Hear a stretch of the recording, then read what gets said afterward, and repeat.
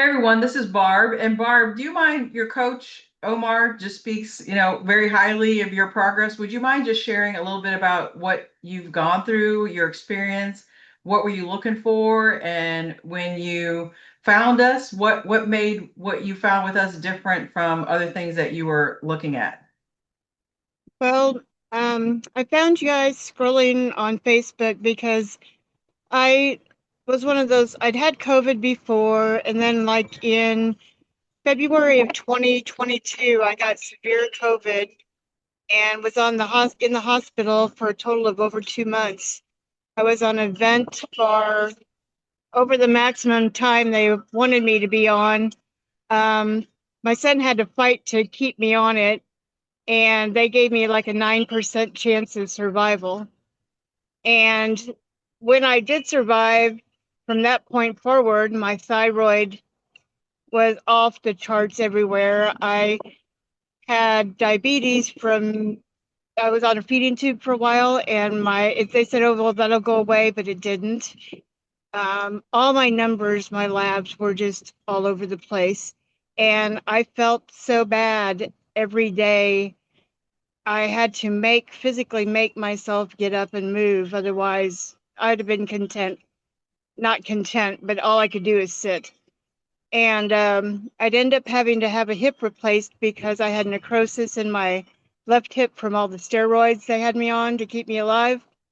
And then I just got my right knee replaced in December of 25. So I'm kind of a new woman because the detox thing, I was just like, I just don't know. I don't know if I can do it, number one, but I'm going to try anything because I feel so bad. I'm just tired of feeling bad. And I'd go to the doctor and they'd look at me, they'd look at my numbers. Oh, we're just going to tweak it a little bit, but your numbers aren't bad. They're not bad. And I'm like, why do I feel so bad? I mean, I feel horrible. I have no energy. I can't do anything. I've, I've, I was so depressed because I felt horrible. I couldn't do anything with my grandkids. I couldn't do anything. It was like being debilitated, and everybody looked at you. Well, you look fine. There's nothing wrong with you.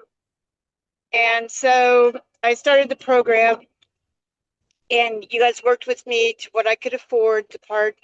And I haven't had a soda or caffeine since I started it.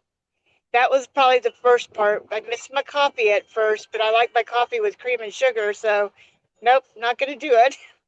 But now I don't even miss it. I mean, I drink a lot of green tea or matcha tea I brew it and steep it, put it in with my big glass of water, and it's like a very refreshing drink. I don't miss it. I don't miss the sweets, and I'm do catering part time. So recently I baked, I think it was 12 sheet cakes, and I didn't even lick my fingers when I made the icing and stuff. I was just like very adamant about it. And my thyroid numbers, according to the doctors, even look great, but my labs with you all have looked good. My A1C has gone down to 4.2, I think. And the plus, I lost like 10 pounds in the conversion and not really even trying, just eating God's food and trying to follow the no sugar, no preservatives. And I've even got my husband. We've lived rural. We're planted some garden again. We haven't done that in years. And I dug my whole flower bed up and put new flower bed in. And I haven't been able to do that since I was sick. And I was sitting out on the front porch crying, and my husband comes out, "What is wrong with you?" And I'm like, "I haven't been able to do this since I was sick." And I said, "People don't understand when they look at you and think, oh, you're fine, but you're not." So I'm very appreciative for somebody out there that would listen because I felt like I was all alone. So That's when an amazing. you said that, well, she'd like to talk to you, I'm like, oh, that'd be great because I appreciate it. That's an amazing So, story. I mean, to go from only 9% chance of living to now digging out your flower bed. I mean, that just shows you the body can heal, right? yes, very much. if you have good people to help you. Yeah, and what would you say to that person who may feel like there's no other alternative, like this is their destiny or this is just how it is? What would you say to that person now that you virtually come back from the brink of death? Yeah. I would say don't give up. I think that was probably, I'm very strong-willed. I always have been. And you just have to set your sights on something and just keep trying, because I wanted to be able to run and play with my grandkids again, and I've been able to do that now. And my 7-year-old grandson told me the other day, he says, Grandma, I can tell you feel better. You're playing with us again.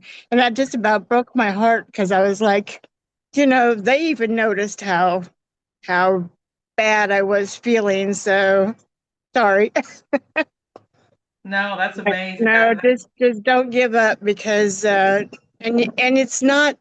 I think sometimes we look at it as a, well, I've got to give this up, I've got to give that up, and that's the wrong way to look at it. It's not a sacrifice, it's just a choice, and it's just food. It's not. I mean, sometimes we were raised like food was a treat. Sweets were a treat, and it's just, you just have to get over that mindset and kind of go on. And So. what was the difference of having a coach work with you? How did that help with your success and your transformation? I think it was nice because if I had any questions, um, he would always answer them. And like if I thought, is this how I'm supposed to be feeling, or is this, normal? And it was how it was. And then I had a group of ladies that we talked to several times. That was great because we would talk to each other, and one would say this was happening, and you'd be like, oh, that's happening to me, so that's okay, and just encouraging each other, because it sometimes helps if you have your peers encouraging you too. So, Absolutely. And what would you say to that person who may be skeptical or they don't know what to think about of the things that we talk about, how your body can heal. We just need to find the root cause. And they're sort of stuck thinking that the only way out of this is just more pills. What would you say to that person who may be skeptical? well, that was my husband, and he really didn't want me to do it. And I said, I can't go on the way I am. I said, I won't make it another 2 or 3 years, because I can't keep living like this. And he's like, okay, do whatever you want to do.